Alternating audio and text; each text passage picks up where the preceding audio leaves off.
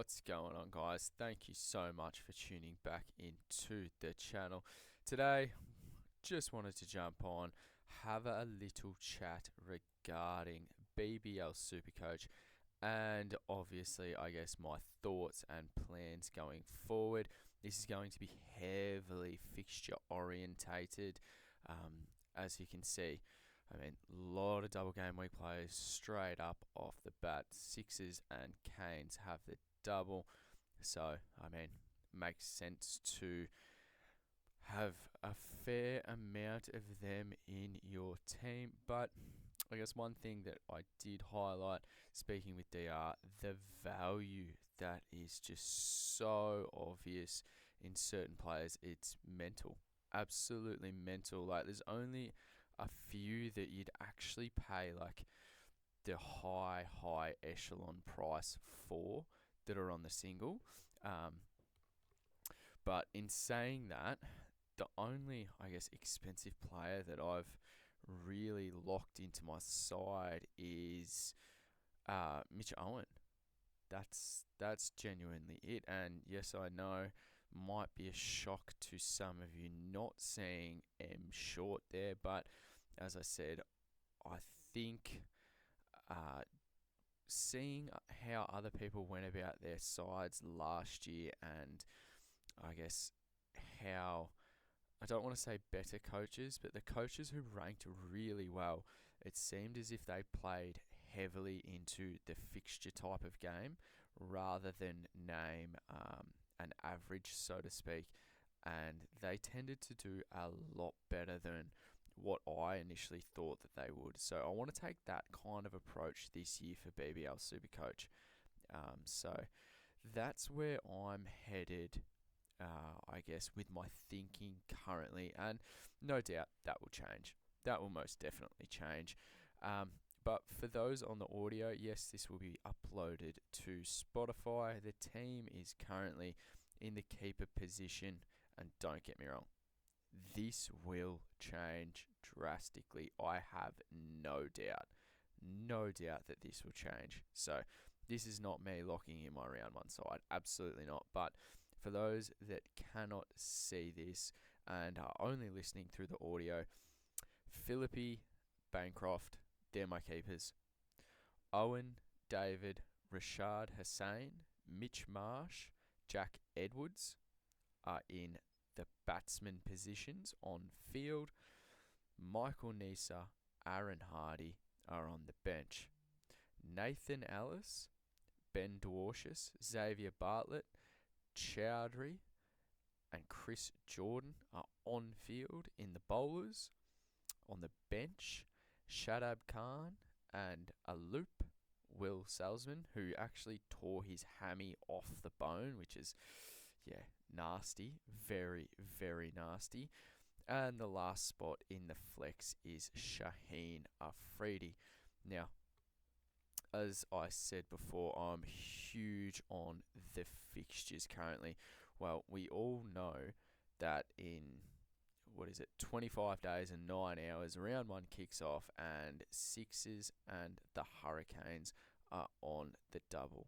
So with this structure so far, you have, 5 and then 7, 9 playing double game week players. Now that's not too bad. That's, only your 11 scores count, so happy with that.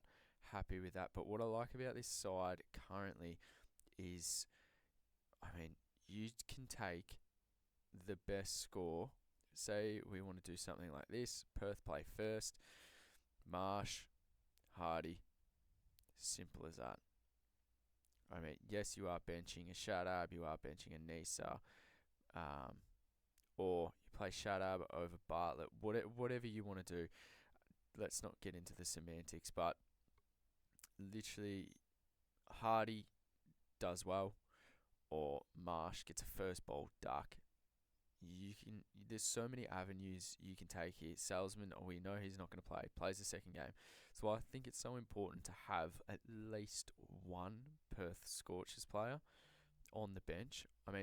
Hardy and Marsh combined total for like 190k. Like, that's just insane value. Absolutely insane value. As I said, if we're looking at the fixture, we know Hardy and Marsh, they obviously play the first game. I think it's round 4 they have the double. Yeah. So obviously looking ahead to the future, they play the first game here, play the last game. I think that they're going to be probably, I know it's a long way away, but I'd say that Hardy, Marsh, Connolly are probably going to be the most owned players from Perth in that round. So if we go to round 1, let's look at our double game week players. Philippi, Owen, David, Hussein, Edwards. There's 5 already. Alice, Dwarshus, 7. Chowdhury, Jordan, 9. Okay, happy with that. As I said, not set in stone. Things will change. So we've got 9. Move to round 2. Who's on the double here? Thunder.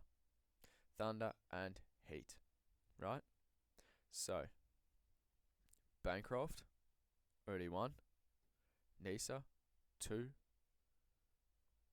Bartlett, 3. Afridi, 4. Khan, 5. We go from 9 to 5. In the first opening round, we have 9 double game week players, then to 5. Obviously, we get 3 trades. Simple as that. So that max, that gives me 8. Again, happy with that.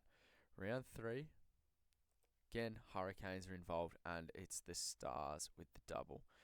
So the way I see this is I'm probably going to be moving 6s on to Stars after round 2.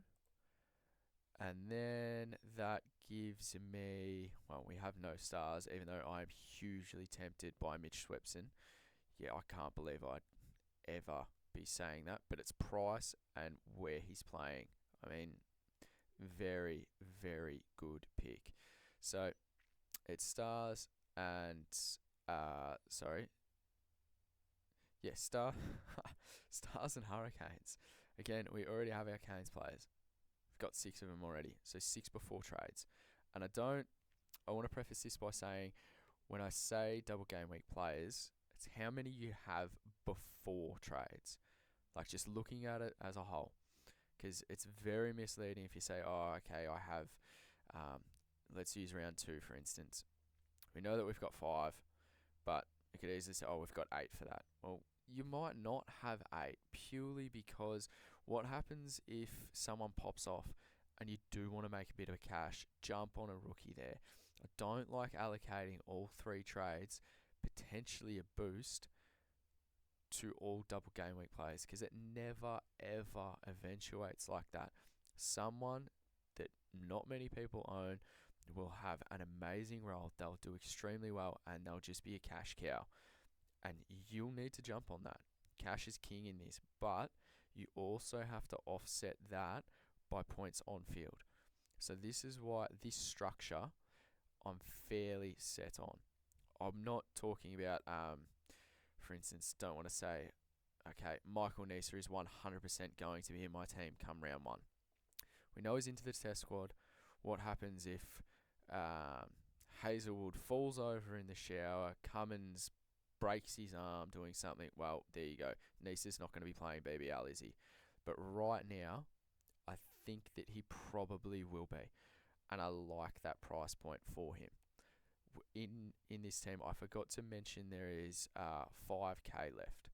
So realistically, there's not that much wiggle room, but the flexibility, for instance, could be dropping a Shadab Khan down to a Mitch Swepson. Bang. There's almost 60k spare. And as we spoke about earlier, there's some really, really just amazing buys of players. I mean, Jack Edwards, talking about a bloke that the chances are he's going to bat in the top 3 and he's going to bowl. I mean, yeah. What happens if Shaw for Sydney Like, what happens if he's a top 3 bat, gets named second game of the round, and I mean, Lockie Shaw sitting at a tick under 60k. Kind of got to go there, don't you? Chuck him with the E on him.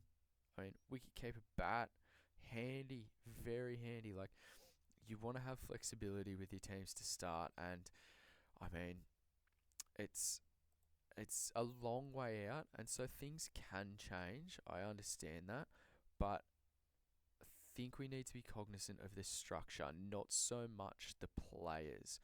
Like, look, when you pick a team, might be fantastic to say, oh, okay, I've got 5 Hurricanes, I've got 2 Sixers, I've got Maxwell, I've got Matt Short, I've got Jamie Overton. Okay, amazing. But what does your structure look like, and what does your trading look like? Because that matters more than just having names in a side. Like, you're telling me that there's a player here, Chris Jordan, 105k, bowls death, can swing a bat. Not sure why he doesn't have DPP, but I'm sure we can discuss that for another day. I mean, Mitch Marsh has DPP, and when's the last time he bowled for the Scorchers? So, again, conversation for another day. But you're talking about a guy with a fantastic role in a good side for 105k. The instant lock. They're the type of players that you can put into your structure, and you know that you're going to be safe if you need to adjust, because you're not paying 190k for Chris Jordan.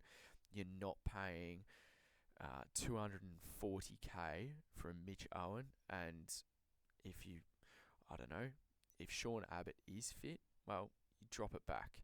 Simple as that. You bring Abbott in, fantastic role, fantastic bowler.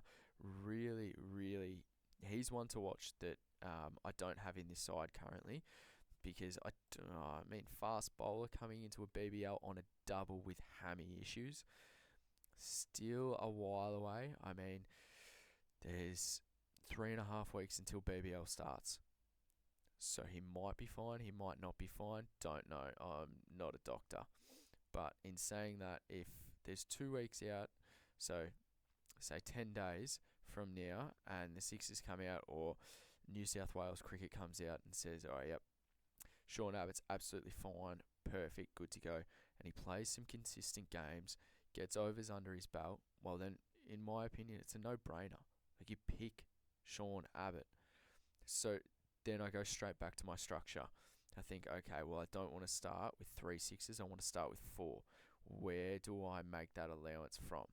Do I take it from a Hurricane, or do I take it from potentially like a Mitch Marsh? Do I try and get a Hardy up there?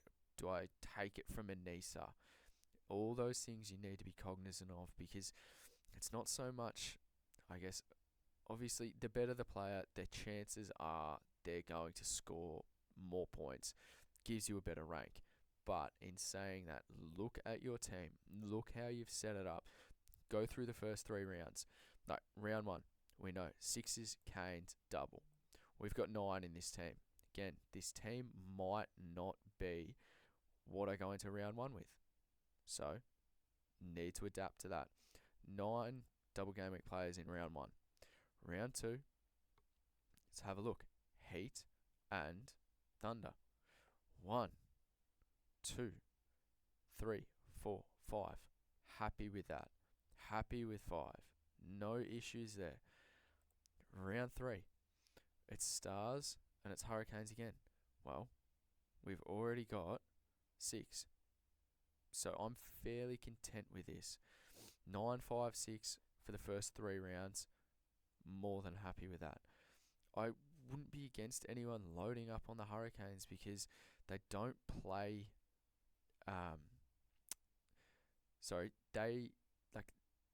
Where they play at home, and then MCG against Thunder and the Stars. The Stars, I don't think are going to be that good this year. Thunder, again, I don't think they're going to be that good this year. So I reckon you can really launch into the Hurricanes then and there. Simple as that. And then round 3, Again, they've got Perth at Optus, which is generally a hard fixture, but then they've got the Renegades. Like they're not playing any of the teams in round 1 that they are playing in round 3 on the double. And that's something that I like to consider when teams do have a double up of doubles in a very short period of time. Because obviously there's going to be some teams that are good.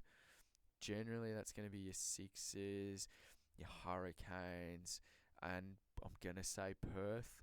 I mean, Brisbane have got a fantastic fast bowling list, but we'll wait and see if that obviously eventuates. So I really like the Hurricanes fixtures. Really, really like them. Again, I've got 6 in this starting squad. Would not be against someone having 7, even 8. I think 9 is a bit too much, but in saying that, everyone has their poison. Now, you might think, for argument's sake, Jack Edwards is a terrible pick because he's going to bat 6 and bowl 2 overs every game. If you genuinely think that, then you're not going to pick him. Simple as that. Simple as that. Like, it's given. Given. One player that I'm huge on, Shadab Khan. I think he's going to bat 6, and I think he probably bowls at the least 3 overs a game. Now there's no Ashwin. I really think they'll potentially go in with 3 spinners, and he'll be more of, I guess, the part-time-ish spinner.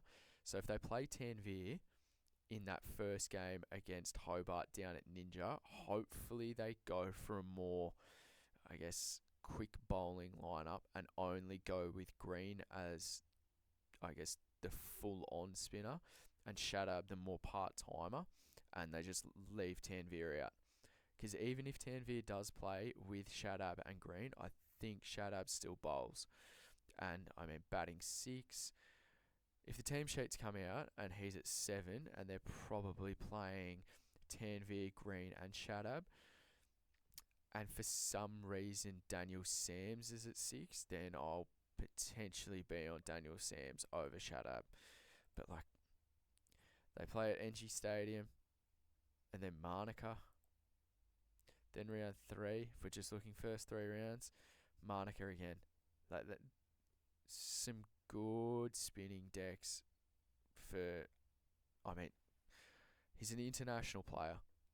He can bowl, he can bat. If he's in the top 6, and especially if there's no Tanvir in that side, which, I mean, chances are they're going to pick him. But if they don't, then I am full on, all in on Shadab. I think for that price, absolute value. But I will say this, if Shadab is at 7 and Tanvir and Green are in that side, so they go for a more spin-orientated attack, then I'm a little bit more dubious. And I would probably lean to Daniel Sams because, I mean, if he gets back to the form of a few seasons ago, at 117k, he makes a mockery of that price. The best version of Daniel Sams was when he was batting at 6 ahead of Chris Green, not at 7, and bowling 1 over up front, 1 over in the middle, and then death. That was it. And so I'm hoping we can get back to that. That would be absolutely fantastic. But that's pretty much it for me, guys. As I said, main takeaways from this video is not so much the players selected. Obviously, I care about that. It's not the be-all and end-all. It's about the structure of the team. I'm going in with a loop. I would say about 80% of serious BBL SuperCoach players will be.